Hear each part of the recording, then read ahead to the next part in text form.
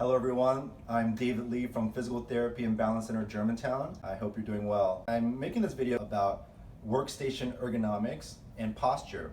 Right now, a lot of you are working from home, not in an ideal workstation. Perhaps some of you are working on your couch even because maybe you don't have a desk space.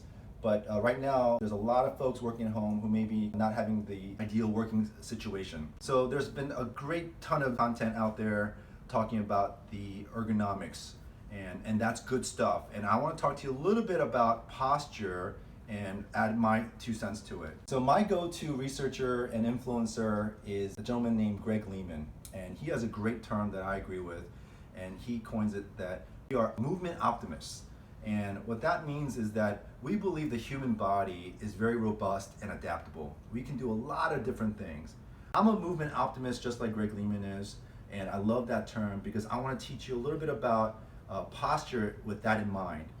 The reason posture or good and bad posture exists is because we have an ideal biomechanics to our body, okay? So I would rather say it's an ideal posture or sitting posture, not good or bad. Because our bodies can actually accept bad posture and do perfectly well and not have any problems. And some of us can have perfect posture and still have pain. And that's because there's a wide range of postures that we can have and still have pain or not, depending on how your body accepts it. The problem is with posture is sustained postural stress. I want to say that again. The problem with posture is sustained postural stress. In other words, when you hold anything, any kind of posture too long, it can hurt you. And it could be bad posture or good posture. But let me talk to you first about what ideal posture is right now. Ideally, as you see Teresa here working at our workstation, we want to bring the computer up, okay, so that the top of the computer screen is at eye level. So I'm going to do that. So Teresa, sit up nice and straight for me, and I'm going to bring the desk up to a point where the top of the screen is about eye level. So is that about right? Okay. The reason that being is if the eye level is with the top of the monitor, you should look down slightly as you're working, creating this little chin tuck position. So in other words, we don't want to be in this forward head posture, and that's great. Now, if I had a chair that could be adjustable, I would ideally bring her up with it because as you know, notice, Teresa grabbed the mouse, her elbows are pretty high. We want that elbow to be down a little bit lower. So this chair doesn't adjust up or down, so I'm gonna have Teresa stand up. I'm gonna give her a little cushion on top. If you don't have an adjustable chair at home, you can use some pillows or something to prop yourself up. So obviously, we propped her up a little bit. I need to adjust the screen a little bit more. Okay, and so she's going to be eye level with it.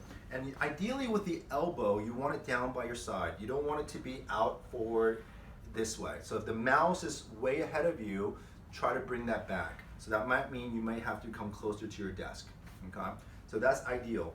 So eyes level, somewhat of a chin tuck as you work, and your hand is right by your side, not overextended, and your shoulders are back. And with her feet, you want them ideally flat on the floor. So that's what we call ideal ergonomics. There's a lot more science to it. There's a lot more information out there on the web that you can search, but this is what ideal posture will look like. Even with ideal posture, if she held it for hours and hours and hours, Teresa will get stiff, she'll hurt in her neck, her back will start getting stiffer as well. And so I want to give you a few strategies to break up your cycle. Ideally, you do these strategies every hour, if not every other hour, but if you can set an alarm clock on your phones and for the hour and make it every hour, and it takes only a few minutes to do these 3 exercises I'm going to give you, you can break up the sustained postural stress and you can get through your day much easier. Okay? So the first one I want to talk to you about is the head. The first exercise is a chin tuck. Okay? So a lot of you are going to be in this forward head posture. Okay? If that chin is forward, Teresa, if you could jut your chin out for me, jut it out for me. That's going to put a lot of stress on your upper cervical spine, okay, right underneath here. That's why a lot of us get headaches right here, the headaches that radiate to the front.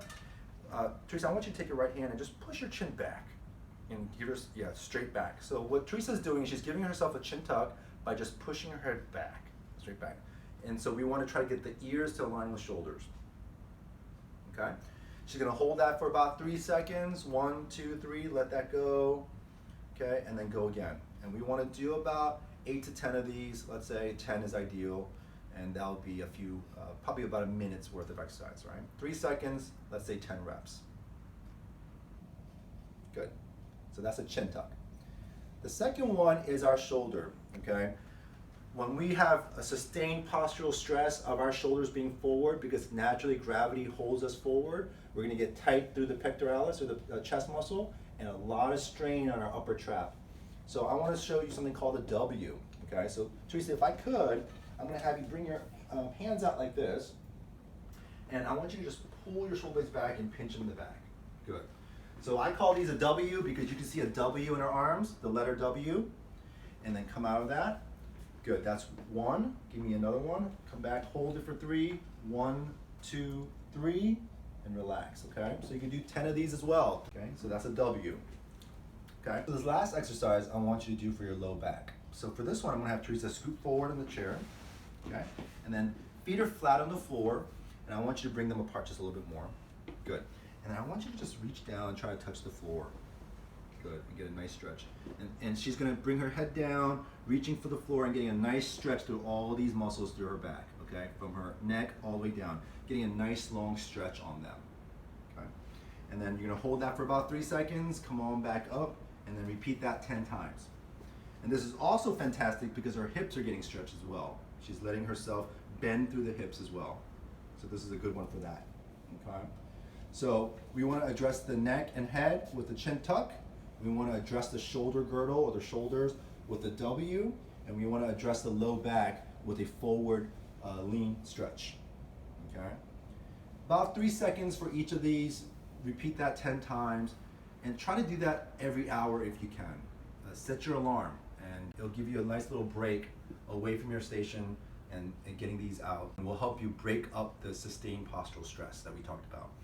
Again, good and bad posture is out there. We talked about that, ideal posture based on biomechanics. But again, you can still have pain with ideal posture because you're sustaining it. You can have no pain with bad posture. It all depends on your body, but breaking up the prolonged stress from posture with these 3 exercises can help you quite a bit. Okay, so thank you for your time, and I hope these help you out.